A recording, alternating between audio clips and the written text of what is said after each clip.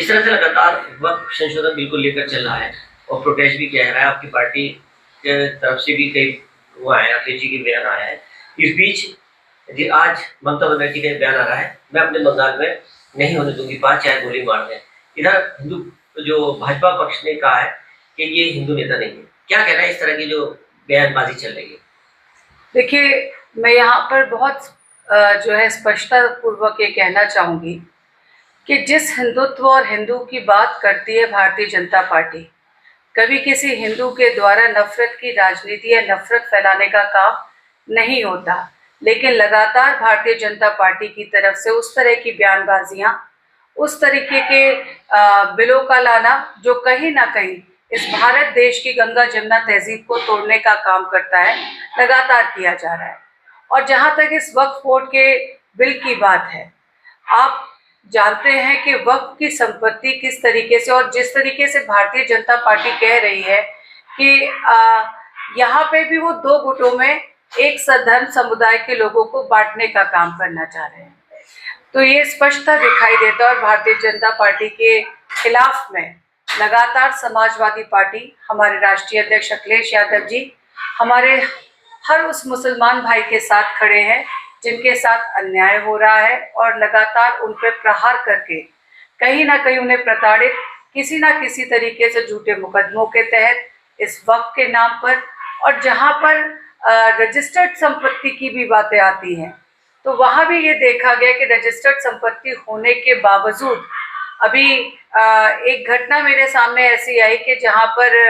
वक्फ की जमीन बताकर ये कहा गया कि नीचे का मस्जिद का जो माला है वो तो ठीक है, आप ऊपर का तोड़ दीजिए। तो ये आपको साफ दर्शाता है कि किस तरह की राजनीति की जा रही है इस बिल के पीछे। और बंगाल में जिस तरीके की बात आई है सामने, क्योंकि एक बहुत बड़ा तबका, एक बहुत बड़े लोगों का सहयोग हमेशा हमारी आदरणीय ममता बनर्जी जी के साथ रहा है, और क्योंकि ये अन्याय एक तरीके से जबरदस्ती बिल के तहत लाकर किया जा रहा है, तो मैं यही कहना चाहूँगी कि उचित है कि अगर इस तरीके से रोकने का काम करने के लिए सभी लोग प्रयासरत हैं, और इसमें हमारी समाजवादी पार्टी ने भी और हमारे सांसद संभल के जियाउर रहमान बर्क साहब ने और अन्य नेताओं ने भी इसके वक्फ बोर्ड के खिलाफ जो है हाई कोर्ट में अपनी रिट दायर की है। और हम लोगों को उम्मीद है कि न्यायालय की तरफ से कहीं ना कहीं इस बात को गौर किया जाएगा और इसमें लोगों को सहूलियत मिलेगी। एक तरफ जो बिल पेश हुआ है, दूसरी तरफ सरकार के 8 साल लगातार कार्यकर्ता जश्न मना रहे हैं और उपलब्धियां मिला रहे हैं। आपका क्या विचार है, किस तरह से इनके 8 साल काम देखते हैं? मैं यहाँ पर ये कहना चाहूँगी कि इन 8 सालों में जिस तरह से भारतीय जनता पार्टी आज उसका उपलक्ष्य में जगह जगह जाकर कर रही है, तो नौकरशाही के चश्मों से देखकर अपनी पीठ थपथपाने का काम कर रही है, क्योंकि धरातल पे कहीं पर भी कुछ नहीं है। आपने देखा कि किस तरीके से किसानों की खाद के बोरे में से चोरी 5 किलो की कर दी गई, किस तरीके से एनपीके का दाम बढ़ा दिया गया,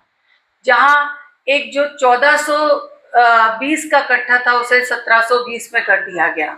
तो किस तरीके से किसानों के ऊपर लगातार, जहां ये दुगनी आय करने की बात कर रहे हैं तो वहीं से चोरी कर ली जाए तो आय दुगनी कहाँ से होगी। एमएसपी की बात कहीं नहीं करते, धरातल पे कुछ नहीं है। महिलाओं की सुरक्षा को लेकर कहा था कि बेटी पढ़ाओ बेटी बचाओ, तो बेटियों को कॉलेज भेजने पे अभी हाल ही के में जो घटना घटित हुई है निंदनीय है। एक बच्ची के साथ इस तरह की बातें, और ना सिर्फ एक बच्ची, इस उत्तर प्रदेश में जब आप अखबार खोल के पढ़ते हैं तो रोजाना ना जाने महिलाओं के ऊपर कितने सारे अत्याचार दुराचार की घटनाएं आए दिन हम लोग रोज पढ़ रहे हैं। तो कहाँ है महिलाएं यहाँ सुरक्षित?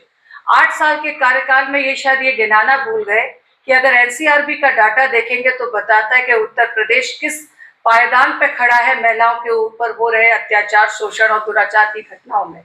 ये भूल गए ये दिखाना इन 8 सालों में कि आपने कहीं ना कहीं इस उत्तर प्रदेश नहीं बल्कि देश ही नहीं, उत्तर प्रदेश में भी अगर हम बात करें तो किसानों के ऊपर किस तरीके के वो रोज जब धरने करते हैं तो उनके खिलाफ मुकदमे तो दर्ज होते हैं, पर किसानों को एमएसपी आज तक निर्धारित करने का काम नहीं कर पा रहे हैं।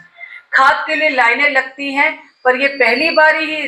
इस भारतीय जनता पार्टी की सरकार में हो रहा है कि लोगों को लाइनें लगानी पड़ती हैं 2-2, 3-3 दिन तक, लेकिन उसके बावजूद उनको खाद उपलब्ध नहीं होता।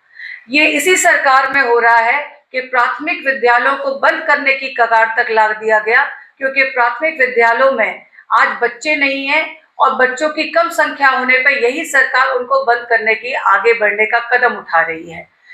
ये वही सरकार है, शायद ये 8 साल वो भूल जाती है अपने बताना, जहां विद्युत में आप विद्युतीकरण के बहुत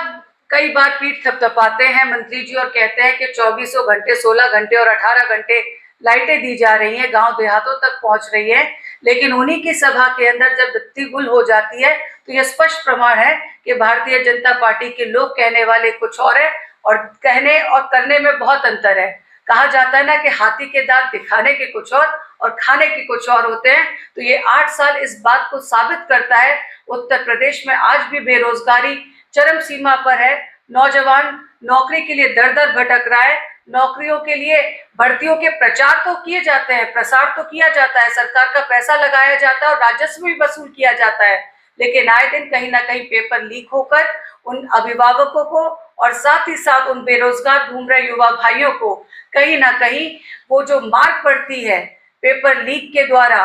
कहीं ना कहीं वो जो भर्तियां होकर रद्द हो जाने का जब हो जाती हैं और उनको एक कहीं ना कहीं दुख अनुभव होता है, शायद उस सरकार उन सब बातों से अनजान है। धरातल पे कहीं पर कुछ नहीं है, सिर्फ मैंने जैसा कहा कि सरकार नौकरशाही के चश्मों से अपनी पीठ थपथपाने का काम कर रही है। यही इस 8 साल का